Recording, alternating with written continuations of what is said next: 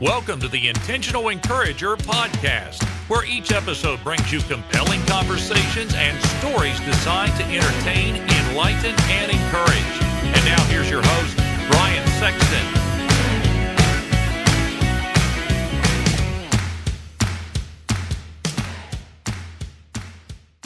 Hey everybody, Brian Sexton. I am intentionally encouraged when I see people doing business the right way. And for the last 15 years, Damon Burton and his team at SEO National have done just that. Now you might say, Brian, what can they do for me in my business? I'm going to tell you what they can do for you. They can help you understand search engine optimization. There are a lot of players out there in the marketplace, but you want a team of people that are going to be dedicated to working with you and helping you to understand search engine optimization and how you can show up higher on search engines so that you can bring more revenue into your business.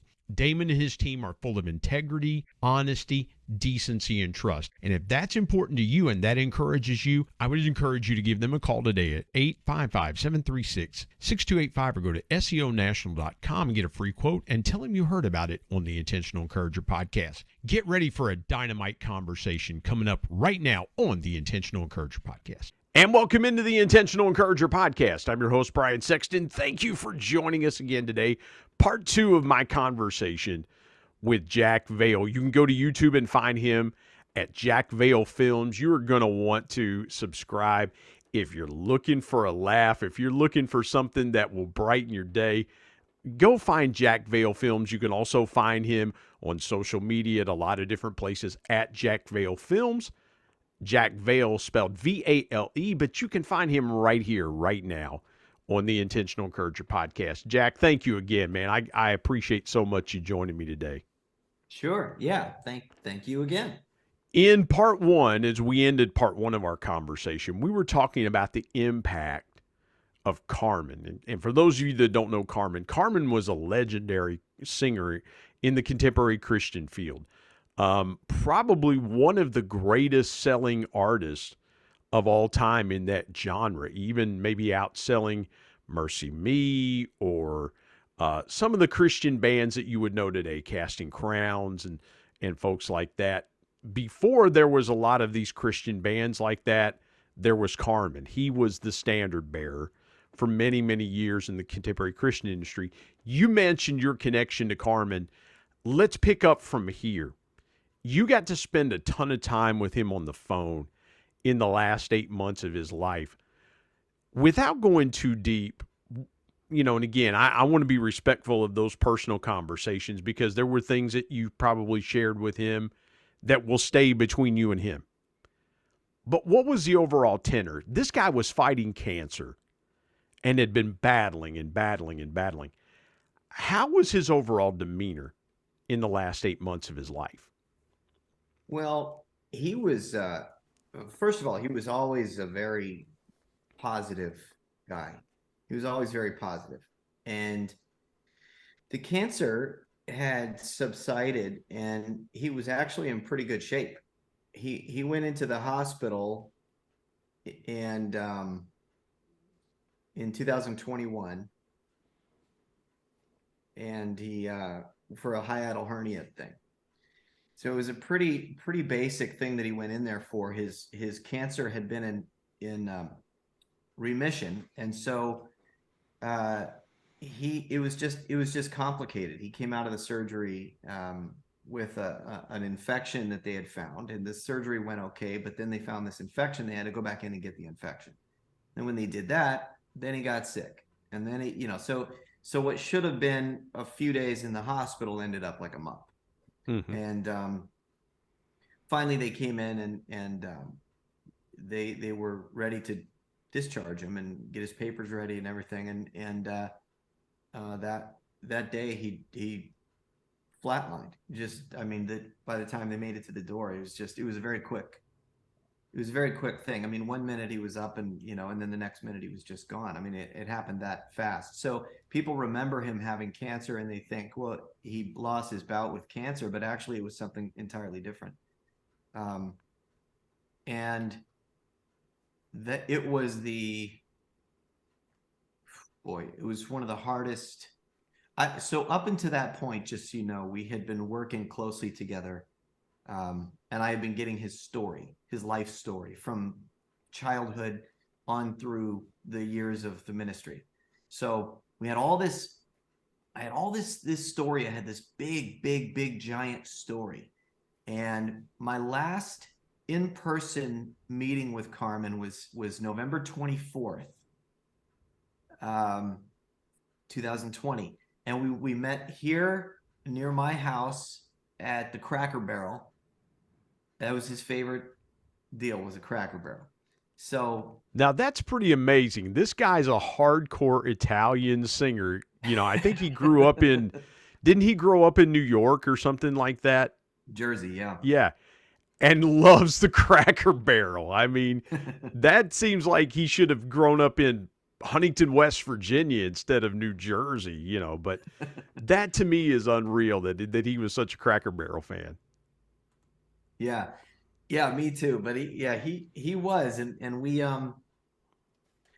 we sat down, and he brought with him poster boards and different colored markers and stuff, and we laid it all out, and we started planning, and he started showing me the timeline of his life and his family tree and all this kind of stuff. And we started building the characters of what would be a movie, a feature film about his life. And the best way to explain this is to say that his life as a movie was a little bit of Goodfellas, a little bit of I Can Only Imagine, and a whole lot of Rocky. It had the heart and soul of Rocky. And the reason it escalated this far, by the way, is because this first meeting that we had in 2020 was on his tour bus. And we sat there, and we were pretty deep in a conversation. I felt we were having a good conversation. And he was listening to some chatter on the bus, and people were talking about shirts or merch or something like that. And it caught his attention, and he abruptly stopped his conversation with me, and a spark happened. And he went, "Anybody know how many people got saved tonight?" And he wasn't being facetious. People were talking about numbers. And the only number that's important to him was how many people got saved tonight. And he was actually at a smaller church, 250 people maybe, or something like that. And I think, what was it that night? 8 or 9 people came up and got saved. And that was everything to him in that moment. He just wanted to know how many people got, as long as he knew that he was impacting people for the kingdom and people were still getting saved. Well, then he felt that he still had more to do. And Jack, let's put that into perspective for some folks that might not understand it. In the early 90s, you're talking about a guy that played large arenas, because when I saw him, he played at the largest venue in our area, in our immediate area. Now, we have the Charleston Civic Center that holds, and I think he played there too, but the Charleston Civic Center holds about 12 or 13,000 for basketball. The Mountain Health Arena in Huntington holds about 8,000 for basketball or whatever they were going to play. And Carmen played that, but Carmen played big arenas. I mean, he didn't play small, and I say play, that's the music term that they use. But Carmen played big arenas. I mean, he played some big venues, did some things with the Billy Graham Crusade, which were football stadiums at that time, that the Billy Graham, and he goes to a church of about 250 people, and people would say, well, how did he go from there to there? I believe sometimes guys like that, and forgive me for assuming, I would have to think at some point life just takes you in a different place, and you go, I just want to see, I want to minister to people. I don't care if it's 15,000 or it's 250. Did you get that vibe from Carmen, that he was in that place in his life where it was about ministering to people and not how big the venue was? Yeah, but I think Carmen got as big as he did.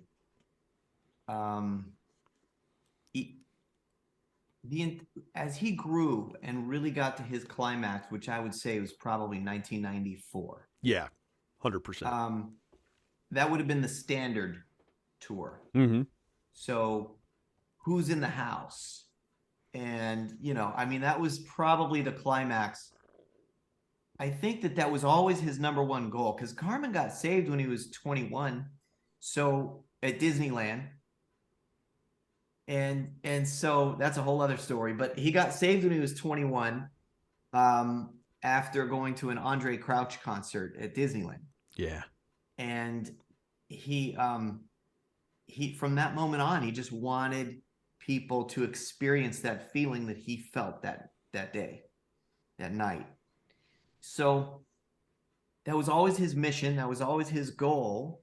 And that was his, I guess some might call it his heyday.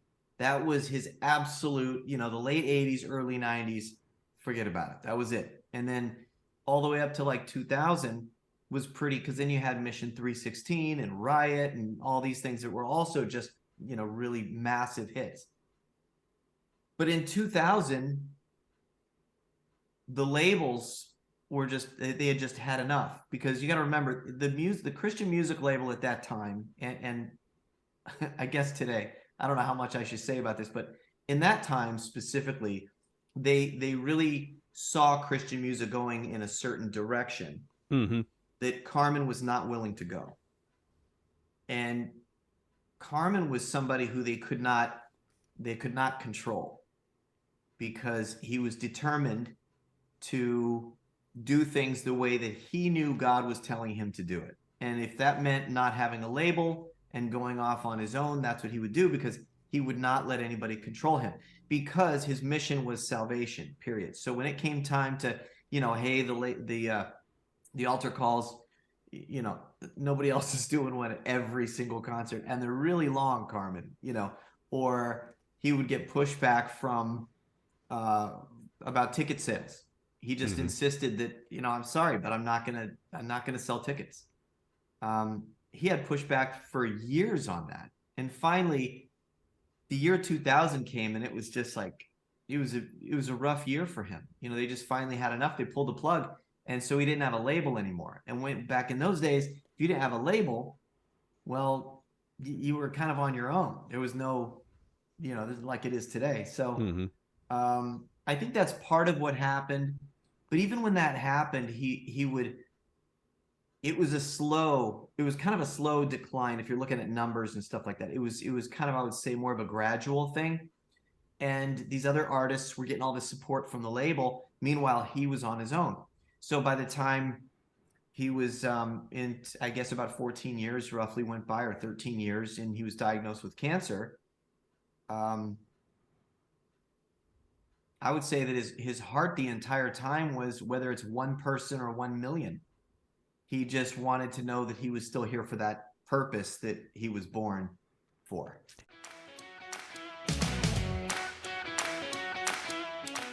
Hey everybody, Brian Sexton. Prices are going up by the day. We've got to find ways to increase our household revenue. Now, a couple ways you could do that is, one, you could go and ask your boss for a raise. But if that doesn't work, I've got another way for you. It's my friend Joe Hart's program called Products for Profit. Joe's been a guest here on the Intentional Encourager podcast and told his story about how learning retail arbitrage changed his life, and he's been helping thousands of people change theirs. Now, retail arbitrage is simply this. It's taking a product and buying it and then reselling it online for a higher price, and you keep the profits. And guess what? Amazon and Walmart use third-party resellers every day to fulfill their customer orders. I want you to go to productsforprofit.com or productsforprofit.carrd.co. Get connected to Joe's team, tell him you heard about it on the Intentional Encourager podcast, and start making money today with Products for Profit. And now let's get back to more great conversation on the Intentional Encourager podcast.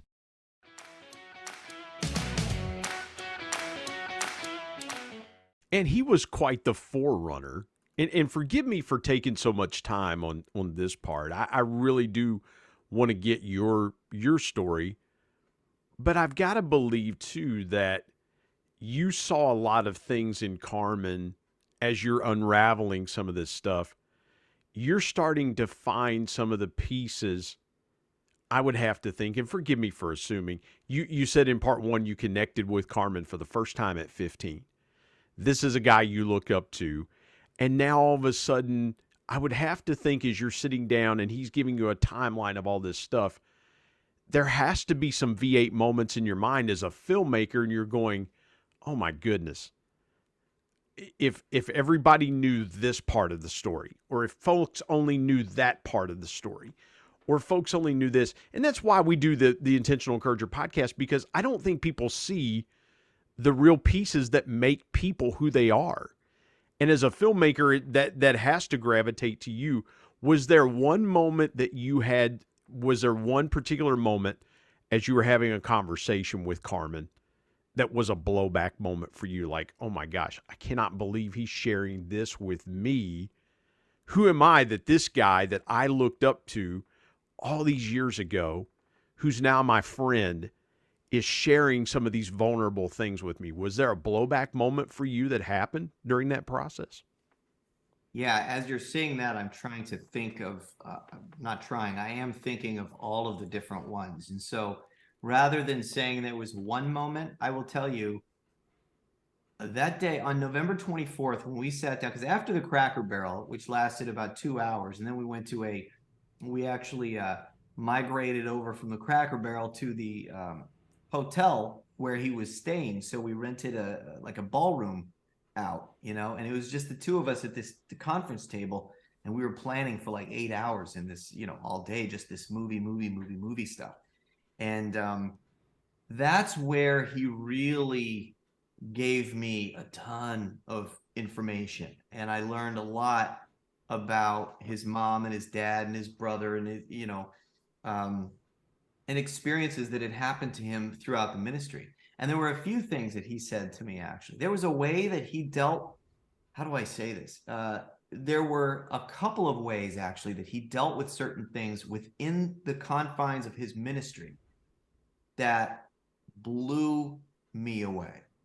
That I just went, I mean, I was really taken back, because I remember ministry in the 80s and 90s and pastors, and I grew up just like you, Yeah. and so I remember him telling me these stories. And at one point I said, is this, how much of this stuff can we actually put in the movie? Because I thought for sure you don't want and he goes, oh no, we can use it all. Let's use it all.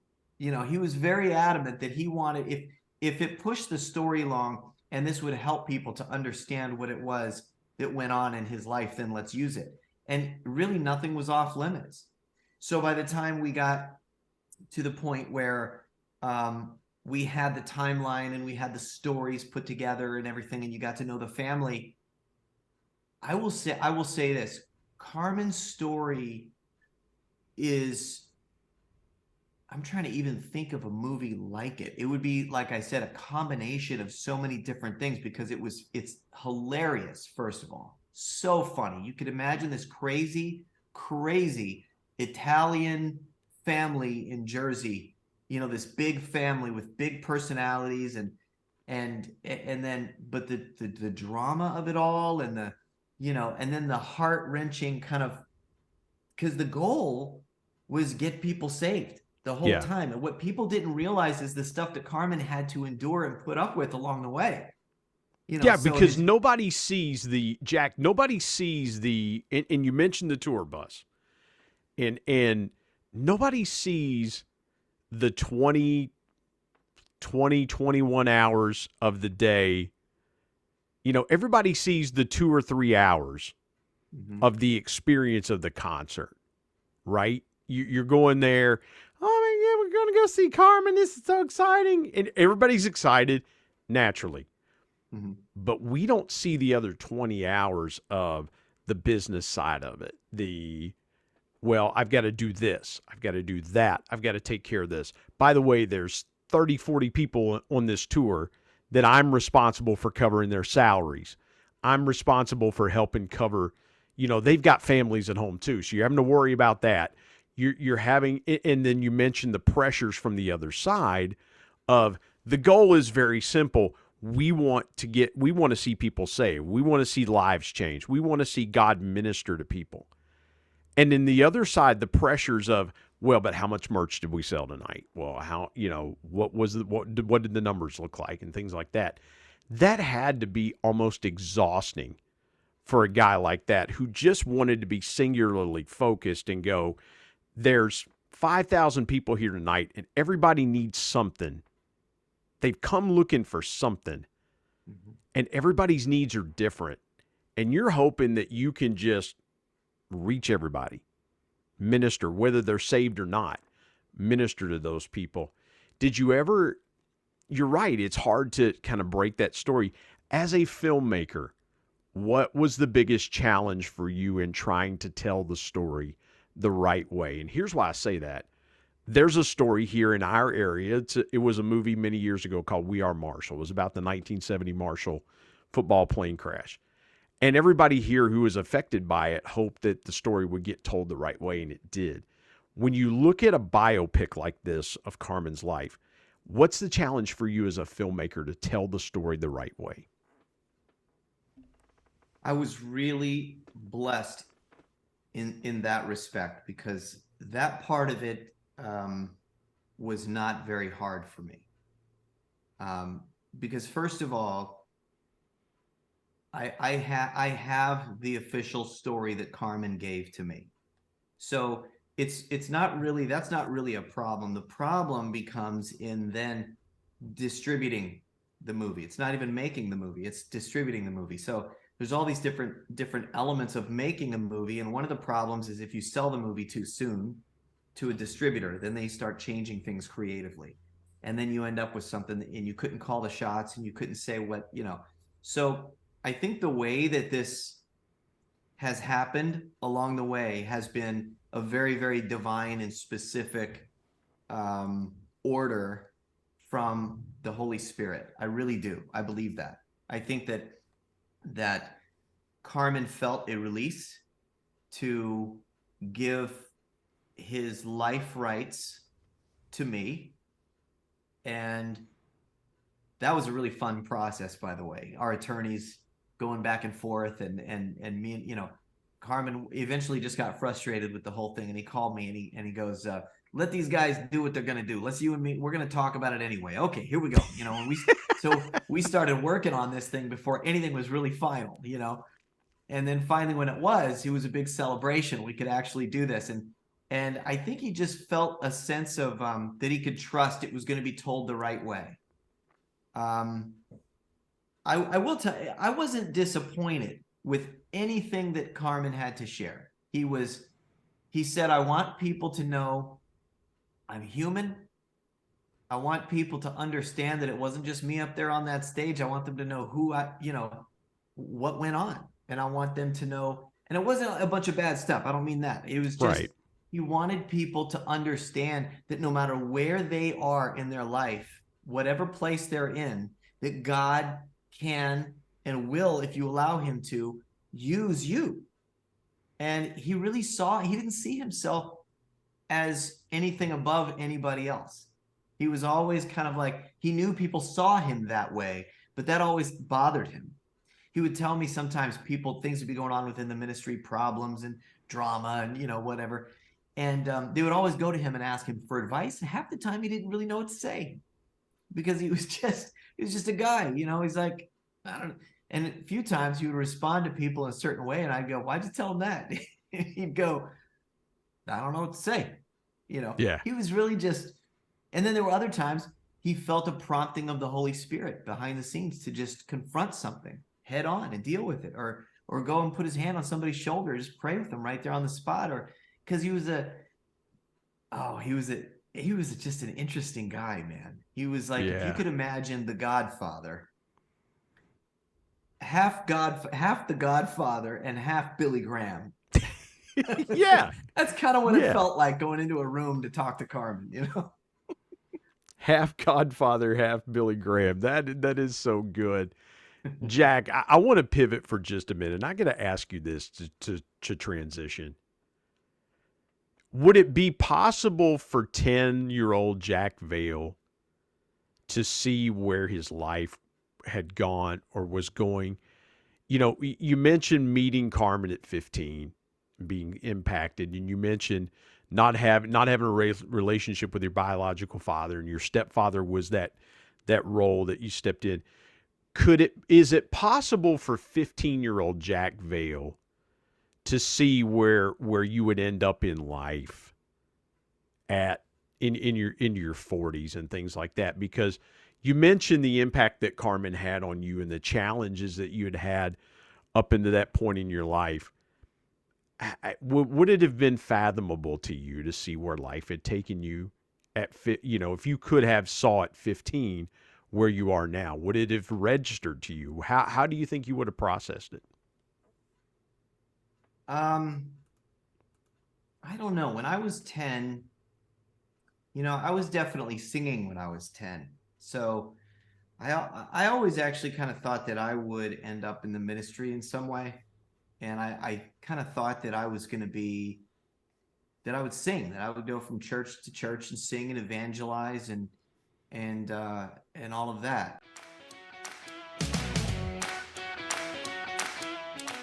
Hey everybody, Brian Sexton. You know, dreams are powerful pieces of intentional encouragement. We all have them. If you're a business owner, you've probably always dreamed of taking your sales to levels you've never seen before. I've got a guy that can help you with that. His name is Brad Norwood. My good buddy Brad has been on the Intentional Encourager podcast as a guest before, and he is a dream specialist. His company, Dream It Pro, offers incentive packages to travel to places such as the Masters, Kentucky Derby, the Super Bowl, even exotic places that you've always wanted to take your team, but you just didn't know how to do it. Brad's your guy. And oh, by the way, Brad's a certified bucket list coach, so he can help your team members achieve their personal dreams as well. I want you to go to www.dreamitpro.com and find out more, or call him directly at 479-466-6907. And by the way, tell him you heard it on the Intentional Encourager podcast. Let's get back to more great conversation here on the Intentional Encourager podcast.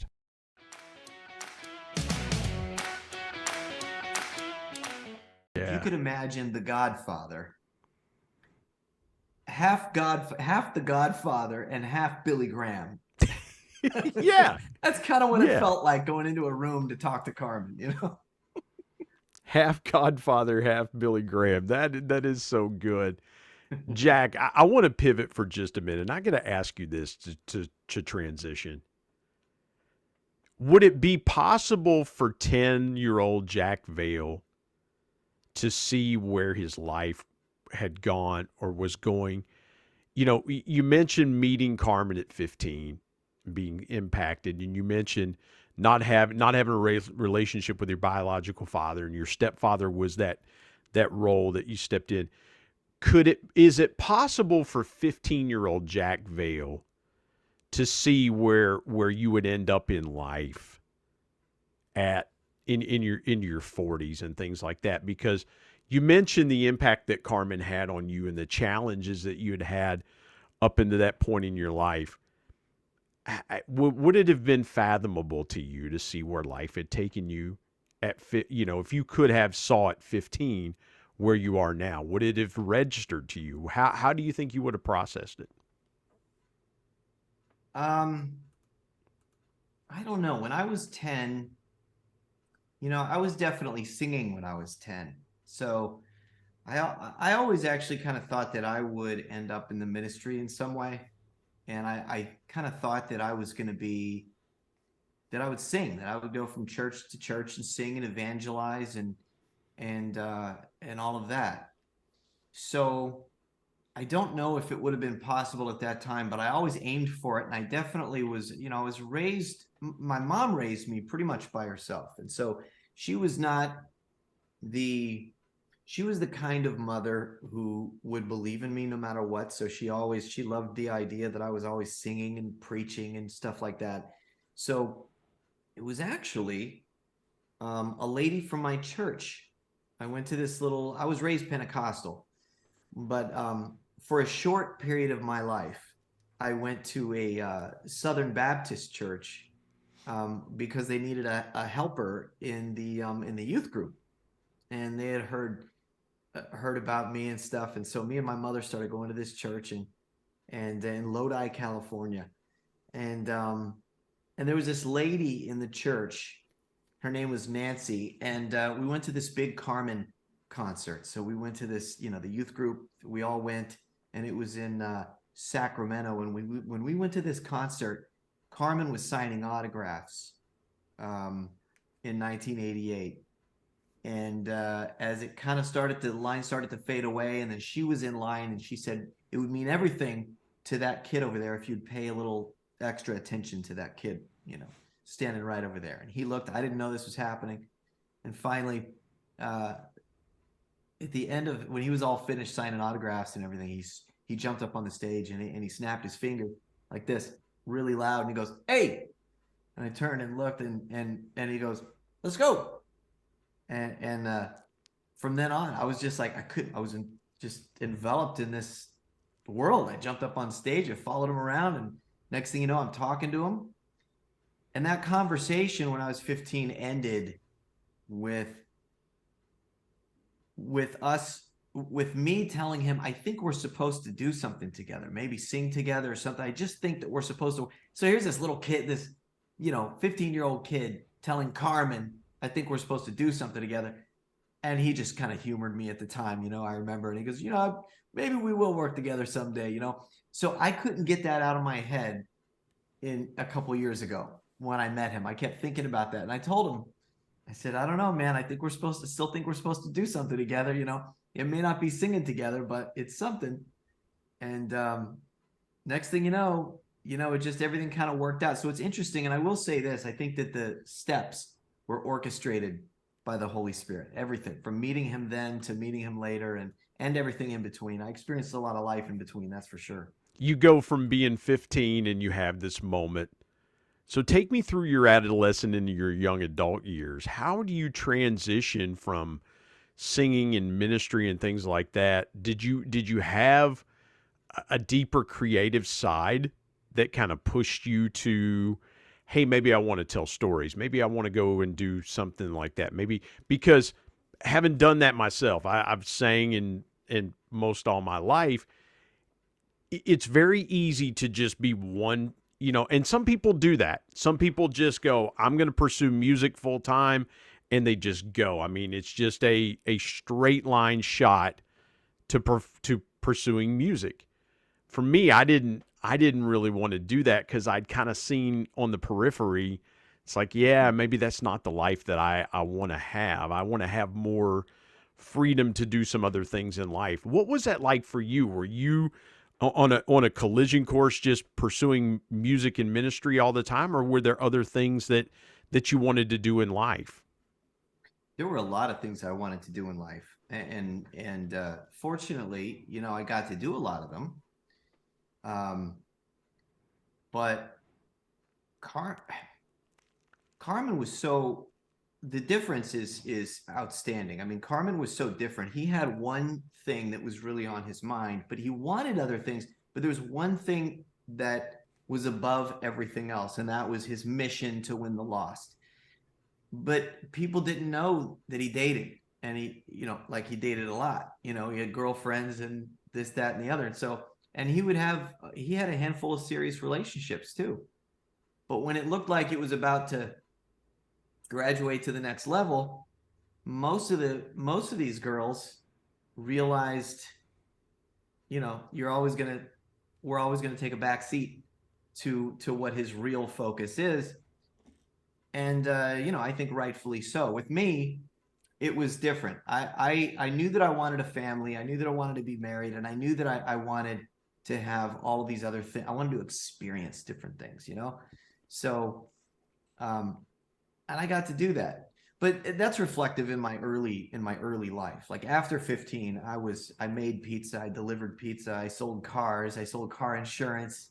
I did all these different things, and every one of those jobs I probably didn't stay at for longer than a couple of weeks, maybe, or something. Not very long. And it's because my brain was just, I wanted to be on to the next thing, So when I started doing this YouTube stuff, and I saw how happy it made people, and that it was a gateway it was like a segue into people's lives where you could actually oh, I am in the ministry.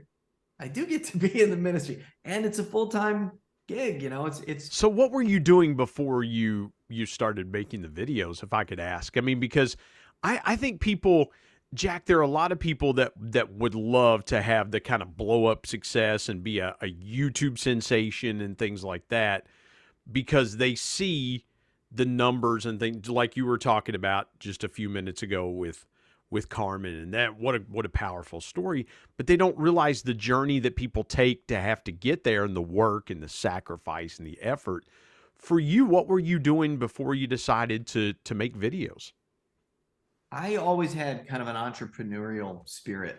So I always knew that I wanted to be my own boss and be able to take control over the hours that I worked and things like that. So I made sure at the time that we started YouTube, the Pooter, by the way, was kind of like my latest scheme of thing. Like, my latest that my wife was like, I was always coming up with something. I always had an idea for something new.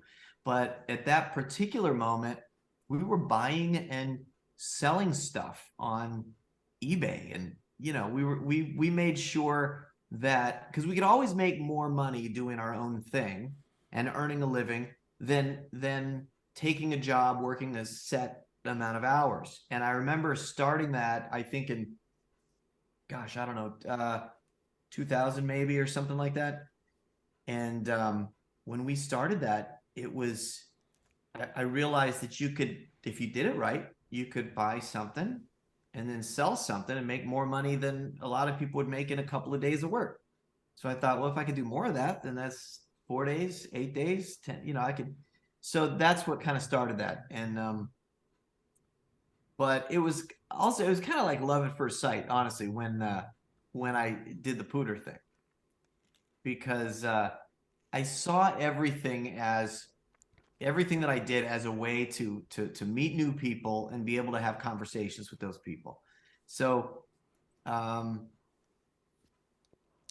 yeah, my head has been kind of all over the place, and I've always been interested to do something similar to, what I do now. I didn't know exactly where that would end up, but I will tell you, YouTube and the platform that it is has given me the ability to showcase not just pranks and not just comedy, but give people kind of a look into a more what my major goals are. Like growing up, I'm kind of a crier at the movies. So if something touches me or whatever, I remember being in church and I would watch people come up to the altar and get saved, and my eyes would pop open. They were never closed like they were supposed to be. They would open because I wanted to see these people and see them walking up and going up and get, and it always inspired me to see that. So getting to do what I do now is pretty incredible. And having that platform, because you get 1 million here and a couple million over there, and then pretty soon you realize people they want to talk to you, and then they want to, you get to make movies like Carmen and all these other things that I get to do. It's pretty fun. That is so cool. I got to ask you my last question for you. You've been so great with your time. Share with me in this audience your biggest piece of intentional encouragement for somebody out there that says, well, I would like to do that, or maybe I would like to do something. For you, what's been that one piece of intentional encouragement that you've always held on to that's fueled what you do? I think that's easy. Maybe this isn't true for everybody, but if you have any ego at all, just get rid of it. Just push it right out of the way. Get rid of the ego, and don't have this mentality that you've got to fix everything, or it's up to you to, get rid of yourself, and really, maybe this is advice just for Christians, but I'm going to say it this way anyway. Get yourself out of the way and really believe that God has your back, that he's got this. A friend of mine, a real good friend of mine actually, is a preacher on the SBN network, I think, and Gabriel Swaggart, and he's got this thing. He says, God has got it. And in one of his, did you ever see that sermon where he's like, God has got it? Yeah. And pretty soon shirts came out, I think, that said God has got it. And He really does. And the minute you kind of get yourself out of the way and you realize that God has your back, you know, you're going to find that when those things are controlled by him and not us, then you're setting yourself up for success because it's his will instead of our own will. So it has to be that way. Man, 100%. Christmas is coming up. So Jack, tell folks how they could get the Pooter. This might be the gift that you get somebody that just makes their Christmas. So tell folks how they can get the Pooter. If they want an inexpensive gift that's probably going to light up the holidays. No pun intended. Yes. No, it will though. Oh, I love it. That was kind of a bumblebee, sound. But the warmer it gets, by the way, listen, it's fun. It's just so much fun. You know how much fun this thing is. It is. Thepooter.com. Thepooter.com. Thepooter.com. Pooter. Yes. So much fun. Really fun. And again, you can break the wind of heaviness in your home by getting the Pooter. Nice. Jack, I like it. Go to Jack Vale Films on YouTube. Google Jack Vale Films, and you can find all of his content. And be sure to look out for that Carmen movie coming very soon. When is the Carmen movie coming out, Jack? We should be in production by about mid next year. So or the earlier part of the year. So by mid next year, we should be in editing, and hopefully our goal is by the end of the year.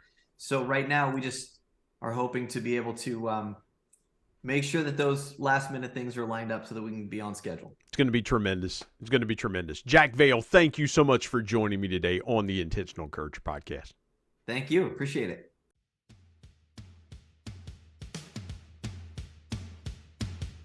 My thanks as always to producer Bryce Sexton and technical advisor Matt Means. And of course, the ultimate thanks goes to the Lord Jesus Christ, who provides intentional encouragement every day through his word. If you're not subscribed to the Intentional Encourager podcast, hit the subscribe button wherever you get podcasts so you don't miss an exciting episode where you can get encouraged and stay encouraged. And remember, anyone, anywhere, at any time, any place can be an intentional encourager.